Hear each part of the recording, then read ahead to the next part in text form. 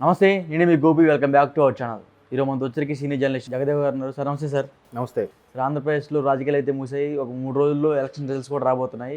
So ఇదే క్రమంలో ఏ మంత్రులు అయితే ఉన్నారో ఆ మంత్రుల దగ్గర ఉన్న సమాచారాలు, అదేవిధంగా కొంచెం మంది ఫండ్స్ ఉంటాయి కదా, ఆ మంత్రి శాఖలో కొంచెం ఫండ్స్ ఉంటాయి కదా, ఆ ఫండ్స్ సంబంధించిన ఆ పత్రాలు మొత్తం ధ్వంసం చేస్తున్నారా, కార్లు కూడా చెక్ చేస్తున్నారంట. అసలు ఏం సార్ అది?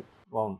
ఎందుకంటే ఈ చంద్రబాబు గారికి మీద కేసు బనాయించినప్పుడు, ఆయన మీద కేసు వేసినప్పుడు లేనిపోని పత్రాలు సృష్టించారు.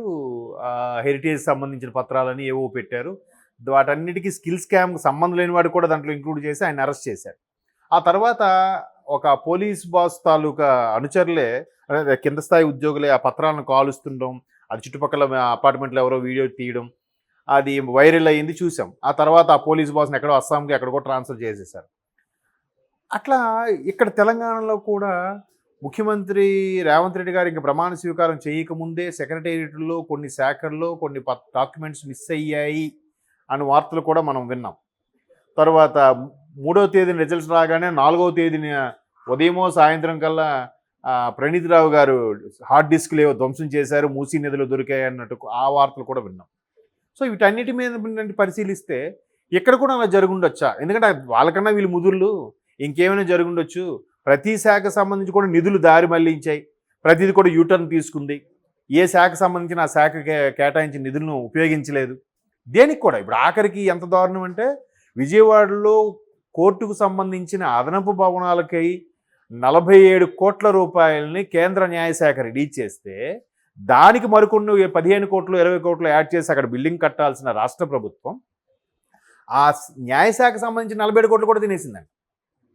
సో ఇవన్నిటి మీద కూడా రకరకాలుగా దానికి లెక్కలు చెప్పాలి, లేదా దానికి ఏ విధంగా సద్వినియోగపరిచామని చెప్పాలి. కొన్ని రకాల వాళ్ళ అవసరానికి అక్కడికక్కడ జీవోలు క్రియేట్ చేశారు. ఇట్లాంటివన్నిటికి కూడా ప్రతిదీ సవరణలాగా క్రియేట్ చేసేసి అది చేసి మసిపూసి మారేడుగా చేయడం. రేపు పొద్దున ప్రభుత్వం మారితే ఏంటి పరిస్థితి? ఒకవేళ ప్రభుత్వం మారకపోయినా, ఆ ప్రభుత్వం వచ్చినా అదే మనిషికి అదే శాఖ ఇస్తారని గ్యారంటీ లేదు. అంతే కదా. గత ప్రభుత్వం, మొన్న ప్రభుత్వంలో ఏమైంది, 2.5 సంవత్సరాలు ఒకరికి, మళ్ళీ 2.5 సంవత్సరాలు మార్చేశారు కదా. అలా మార్చేసినా ఒకవేళ మళ్ళీ మనకి ఇస్తారో ఎవరో తెలియదు. ఇటువంటి సందర్భంలో ఏంటి ప్రాబ్లం, మన మీద కుచ్చు బిగుసుకుంటుందా అని చెప్పి చాలామంది ఖాళీ చేసేసారని అనుకుంటున్నారు. బట్ ఎన్నికల కమిషన్ మాత్రం అందరికీ ప్రస్తుత ప్రభుత్వం సంబంధించిన ఆయా శాఖల యొక్క ఆ పేషీల యొక్క తాళాలు మాకు అప్పచెప్పండి 3వ తేదీలోపు, 4 నెలగా కౌంటింగ్ ఉంది కదా అన్నారు. సో ఈలోకి చెప్తూనే దాన్ని ప్రభుత్వ ఖజానాకు కానీ ప్రభుత్వ సంబంధం కానీ కొన్ని రకాల దాన్ని ఏమంటారంటే, ప్రభుత్వ ఆస్తులకి, ప్రభుత్వ సంబంధించిన వాటికి భద్రతగా ఎస్పీఎఫ్ వాళ్ళు ఉంటారు, స్పెషల్ ప్రొటెక్షన్ ఫోర్స్ అని. వాళ్ళకి చెప్పారంట, ఇక్కడ నుంచి సెక్రటేరియట్ నుంచి కానీ లేదంటే ఆయా శాఖల పేషీల నుంచి కానీ ఏ శాఖ ఏ కారు వెళ్ళినా, ఎంత సుపీరియర్ కారు వెళ్ళినా ప్రతిదీ తనిఖీ చేయాలని చెప్పారు. బాగుంది. ఆ ఎస్పీఎఫ్ సంబంధించిన వాళ్ళు ఎవరైనా సుపీరియర్ వచ్చారనుకోండి, అప్పుడు వాళ్ళు చెక్ చేస్తారా? వాళ్ళు బాస్ కాబట్టి చెక్ చేయరు. చెయ్యాలనున్న మళ్ళీ బాస్తో మనం తిట్లు కాయాలి, మనల్ని సస్పెండ్ చేస్తాడని భయంకి వాళ్ళు చేయకపోవచ్చు. ఇంకొంతమంది ఇప్పటికీ ప్రభుత్వంలో కొంతమంది ప్రస్తుత ఆపద్ధర్మ ప్రభుత్వానికి సంబంధించిన ఫేవర్గా ఉండే అభిమానులు అనుయాయులు ఉన్నారు కాబట్టి వాళ్ళు కూడా చూసి చూడనో వదిలేయచ్చు. ఇప్పుడు తేరుకుంటే ఏం లాభం? ఒకవేళ ఏవైనా జరిగితే, ఒకవేళ సర్దుకోవాలనుకుంటే ఎప్పటికే సర్దేసి ఉంటారు కదా. మ్యాక్సిమం నాకు తెలిసి ఎన్నికలు కూడా అమల్లోకి వచ్చాకే సర్దేసి ఉండొచ్చు.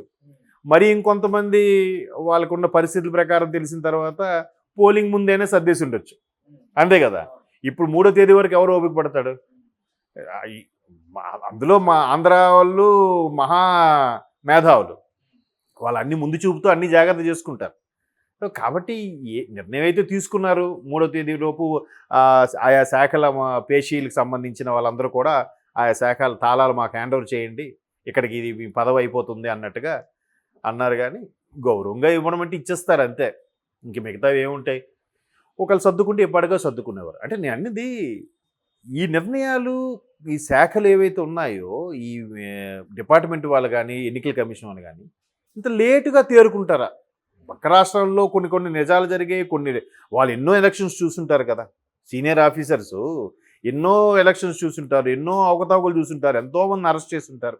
అవన్నీ చూసి కూడా లేటుగా ధీమాగా నిర్ణయం తీసుకోవడానికి ఉద్దేశం ఏంటి? ఈలోగా సర్దుకున్నాడు సర్దుకుంటాడు. అప్పుడు మేము ఏదో చర్యలు తీసుకుంటున్నాం అన్నట్టుగా చెప్తారు దాన్ని. ఇవన్నీ కంటి తుడుపు చర్యలు అనమాట.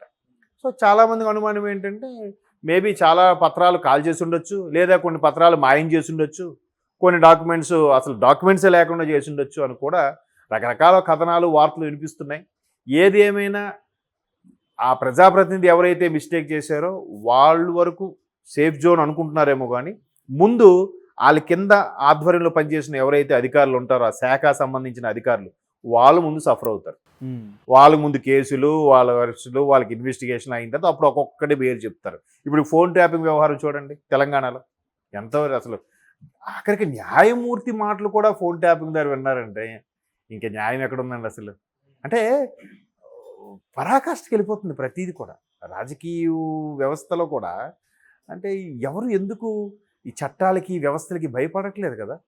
ఏముంది మహా అయితే వాయిదా అడుగుదాం, బెయిల్ అడుగుదాం, డ్రాగ్ చేద్దాం ఇలాగే అనుకుంటున్నారు. ఇప్పుడు ఆయన ఎవరో ఈవీఎం బాక్స్ బదలగొట్టాడు, దానికి ఆయన ముందస్తు బెయిల్ కోసం హైకోర్టును ఆశ్రయించాడు. హైకోర్టుకు వాళ్ళకి ముందస్తు బెయిల్ శాంక్షన్ చేసింది.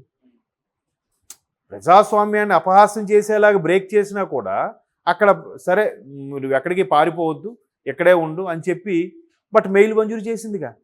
మరి దాన్ని ఎలా చూడాలి? అక్కడ తీర్పు ఇచ్చిన వాళ్ళు ఎలా ఇచ్చారు, లేదంటే వీడి వైపు వాళ్ళు ఎంత పవర్ఫుల్గా వాదించారు, మంచి వైపు వాదించారా, చెడు వైపు వాదించారా అనే విచక్షణ ఉంటాయి కదా. అదేం లేదు, అన్నిటికీ విటమిన్ ఎం అంతేనా. విటమిన్ ఎం ఉంటే ఏ పనైనా జరుగుతుంది. అదే లై అనే సినిమాలో అర్జున్ డైలాగ్ చెప్తాడు, ఎక్కడైనా మనకి మూర్తి గారు 199% డబ్బుతో పని అయిపోతా అంటారు, కానీ గట్టిగా ప్రయత్నిస్తే 1% కూడా 100 అయిపోద్ది అని అంటాడు. అట్లాగే ఉంది, మనిషి ఎక్కడో దగ్గర తెగుతాడంట, ఆ తెగిన దగ్గర తెగ్గొట్టేస్తారు అంతే ఇచ్చి. సో అట్లా జరిగిపోతున్నాయి కాబట్టి ఏముంది, డ్రా చేద్దాం ఒక 10 వాయిదాలు, మీలోగా 10 వాయిదాలు అయిన తర్వాత అక్కడ జడ్జి మారిపోతారు, మళ్ళీ మొదలెడతారు. ఇంకలాగా ఇప్పుడు 10-12 ఏళ్ళుగా బెయిల్ మీద ఉన్న వాళ్ళు కూడా ఉన్నారుగా, నడుస్తుంది కదా వ్యవహారం. కాబట్టి ఇవన్నీ ఏదో ప్రజల కోసమో, లేదంటే కొంతమంది విమర్శకుల కోసమో, లేదా ప్రతిపక్షాల కోసమో కంటి తుడుపు చర్యలాగా బాబు మీ తాళాలు మాకు ఇచ్చేయండి, అందరి కార్లు చెక్ చేయండి అని చెప్తారు. అలాగే సార్, ఇప్పుడు వాడైనా చెక్ చేయగలడా? సుపీరియర్ని ఏం అడుగుతాడు? సార్ డోర్ తీయని చూస్తానని అనగలడా? అనలేదు. మీరా సార్ సెల్యూట్ చేసి పంపిస్తాను. ఏ పుట్లో ఏ పాముంది ఎవడూ తెలుసు. కాబట్టి సరే చూద్దాం, ఏదైనా 4 తర్వాత కొత్త ప్రభుత్వం వచ్చాక ఎన్ని రకాల వింతలు, ఎన్ని రకాల అవకతవకలు జరుగుతాయో let us wait and see. తిరగలిపోవడం అంటే ఏం లేదు. ప్రతి సభలో ఇప్పుడు అత్యధిక బెట్టింగ్స్ కూడా ఎక్కడెక్కడ నడుస్తున్నాయి? పిఠాపురం తర్వాత ఎక్కువ బెట్టింగ్స్ ఎక్కడ మీద నడుస్తున్నాయి? మంగళగిరి మీద నడుస్తున్నాయి. తెలుగుదేశం పార్టీ జాతీయ ప్రధాన కార్యదర్శి అన్నారు కదా, అంటే మరి స్టేట్ వైడ్ కూడా అతను మాట్లాడాలి కదా. ఎక్కడ చూసినా చంద్రబాబు నాయుడు గారు, పవన్ కళ్యాణ్ గారు కనిపించారు కానీ అలే అంటే ఎందుకు అక్కడ ఇప్పుడు అక్కడ అధినేత కీలకం. చంద్రబాబు నాయుడు పార్టీ అధ్యక్షుడు, ఇక్కడ జనసేన పార్టీ అధ్యక్షుడు ఎవరు? పవన్ కళ్యాణ్. వాళ్ళిద్దరు మెయిన్ కదా. వాళ్ళిద్దరు 2 కళ్ళులాగా వెళ్తున్నప్పుడు ఈయన సెక్రటరీ, ఈయన అవునా కదా. బట్ ఈయన ప్రాధాన్యత ఉన్నప్పుడు ఈయన ప్రాధాన్యత ఉన్న వాటిలో కూడా తిరిగాడు కదా. ఇప్పుడు అలాగైతే జనసేన సెక్రటరీ ఎవరు? నాగబాబు గారేనా? మరి నాగబాబు గారు రాలేదు, ఎందుకు అడగలేదు? ఇప్పుడు ప్రశ్న. అధ్యక్షులకు ఉండే ప్రాధాన్యత వేరు, సెక్రటరీలకు ఉండే ప్రాధాన్యత వేరు, అంతే కదా. మరి తర్వాత ఆయన ఎవరు? మనోహర్ గారు కూడా ఉన్నారు. మనోహర్ గారు కూడా ఎక్కడ? బాబు గారు, పవన్ కళ్యాణ్ గారు ఉన్న స్టేజ్ మీద మనోహర్ గారు ఎక్కడ ఉన్నారు? లేరు కదా. వారాహి మీద వీళ్ళిద్దరు కనబడ్డారు కానీ ఆయన ఎక్కడ కనబడ్డారు? అధ్యక్షులు మెయిన్, తర్వాత వీళ్ళు లేరు, అంత ప్రాధాన్యత లేదు. ఆయనకి నోరు నొక్కేశారు, ఆయన సైలెంట్గా ఉండమన్నారు. అవే కాదు, వాళ్ళిద్దరూ వేదిక పంచుకున్నప్పుడు కూడా తాడేపల్లిగూడెంలో లోకేష్ గారు మాట్లాడారు ఫస్ట్ టైం వాళ్ళిద్దరూ వేదిక పంచుకున్నప్పుడు. అదైతే రాంగ్. మీరు కావాలంటే మీరు అబ్జర్వ్ చేయండి ఒకసారి. Okay sir, thank you sir.